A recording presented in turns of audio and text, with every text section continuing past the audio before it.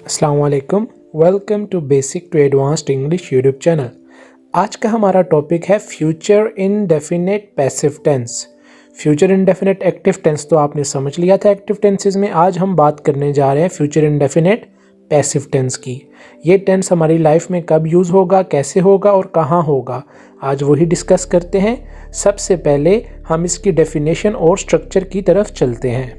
Future indefinite simple passive tense, इसको future indefinite भी कहते हैं, फ्यूचर सिंपल भी कहते हैं, इसलिए मैंने दोनों नाम लिखे हैं। इसकी डेफिनेशन देखिए, डेफिनेशन एक्टिव में भी और पैसिव में भी सेम ही होती है।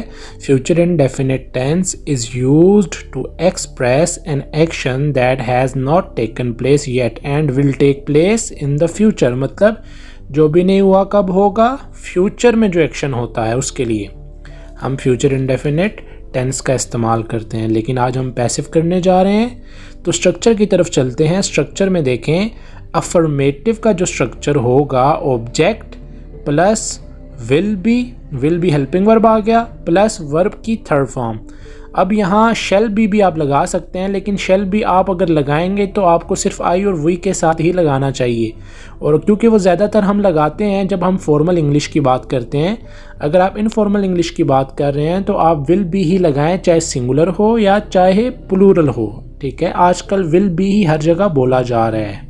उसके बाद नेगेटिव का स्ट्रक्चर देखिए, ऑब्जेक्ट, फिर आपने विल लगाना है, फिर नोट लगाएंगे, फिर बी लगाएंगे और आखिर में वर्ब की थर्ड फॉर्म। मतलब विल और बी के दरमियान में नोट आएगा। ठीक है, उसके बाद इंटेरोगेटिव, विल, फिर आपने ऑब्जेक्ट लगाना है पहले, फिर बी लगाना है। ठीक है, ये भी इंपॉर्टेंट बात है। विल लगा के ऑब्जेक्ट लगाएंगे, ठीक है, जिस पे काम हो रहा है, उसके बाद बी लगाएंगे और आखिर में वर्ब की थर्ड फॉर्म।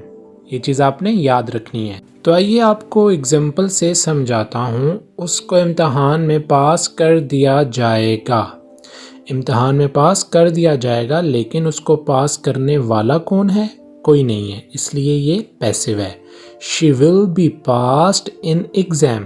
ठीक है, she will be passed in exam. पहली जो दो एग्जाम्पल हैं ये अफर्मेटिव की हैं, जो पॉजिटिव जुमले हैं।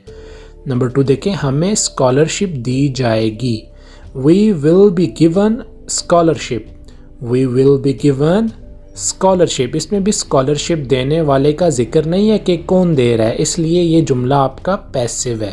ठीक है, अच्छा, उसके बाद नेगेटिव सेंटेंसेस की तरफ चलते हैं। उसे सरप्राइज नहीं दिया जाएगा। He will not be given a surprise, he will not be given a surprise. अब यहाँ देखिए, विल के बाद नोट लगाया पहले मैंने, फिर बी लगाया। ठीक है, विल के बाद नोट, फिर बी और फिर वर्ब की थर्ड फॉर्म। ठीक है, तो ये चीज़ आपने याद रखनी है। उसके बाद देखें, एक और जो नेगेटिव की एग्जांपल है, तुम्हें टीचर की तरफ से डांटा नहीं जाएगा, तुम्हें टीचर की तरफ से डांटा नहीं जाएगा। अब ये जुमला बाय वाला है, इसमें मैंने बाय स्टिल लगाया ताकि आप कंफ्यूज ना हो। जब जुमले बाय वाले होते हैं, ठीक है, वो भी पैसिव ही होते हैं। अब अक्सर लोग कहते हैं सर यहाँ जो है टीचर आ गया है, ठीक है, टीचर की तरफ से, तो ये पैसिव क्यों है? क्योंकि हमें देखें इनडायरेक्टली बात हो रही है टीचर की तरफ से। अब टीचर की तरफ से कौन डांट रहा है ये भी हमें नहीं पता, इसलिए ये पैसिव है। You will not be scolded by teacher, you will not be scolded by teacher. तो इसमें भी हमने देखें, विल के बाद पहले नोट लगाया, फिर बी लगाया। ठीक है, फिर हमने वर्ब की थर्ड फॉर्म लगा दी। तो ये आपका नेगेटिव के पैसिव बन गए। अब चलते हैं इंटेरोगेटिव सेंटेंसेस की तरफ। क्या तुम्हें तुम्हारी दोस्त की तरफ से दावत पर बुलाया जाएगा? क्या तुम्हें तुम्हारी दोस्त की तरफ से दावत पर बुलाया जाएगा? ये भी तरफ से वाला जुमला है, तो तरफ से हमें पता लगा कि हम बाय वाला जुमला बनाएंगे। Will you be invited by your friend? Will you be invited by your friend? अब इसमें देखें, will शुरू में लगा, फिर ऑब्जेक्ट लगाया you, फिर हमने be लगाया, फिर वर्ब की थर्ड फॉर्म। आखिरी जुमला देखिए, क्या उनको मुल्क के खिलाफ गुमराह किया जाएगा? क्या उनको मुल्क के खिलाफ गुमराह किया जाएगा?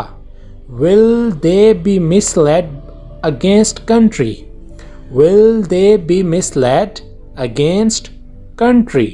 तो मतलब यहाँ भी will के बाद दे ऑब्जेक्ट आ गया, फिर बी और फिर मिसलीड की थर्ड फॉर्म मिसलेड। तो ये था हमारा फ्यूचर का इनडेफिनेट पैसिव टेंस। उम्मीद करता हूँ आपको समझ आ गई होगी। कोई क्वेश्चन है तो कमेंट्स में पूछिए। और ये फ्यूचर का सबसे इम्पोर्टेंट पैसिव टेंस है, ठीक है। इसकी जितनी प्रैक्टिस हो सकती है करें और कमेंट्स में भी प्रैक्टिस मुझे दिखाएं, ठीक है। ये सबसे इम्पोर्टेंट टेंस है और इसी तरह हम इंशाल्लाह नेक्स्ट टेंस के साथ नेक्स्ट वीडियो में मिलेंगे। लेकिन इस चैनल को सब्सक्राइब कर लें ताकि इंग्लिश की वीडियोज़ रोज़ाना आपको मिलती रहें। थैंक यू, अल्लाह हाफिज़।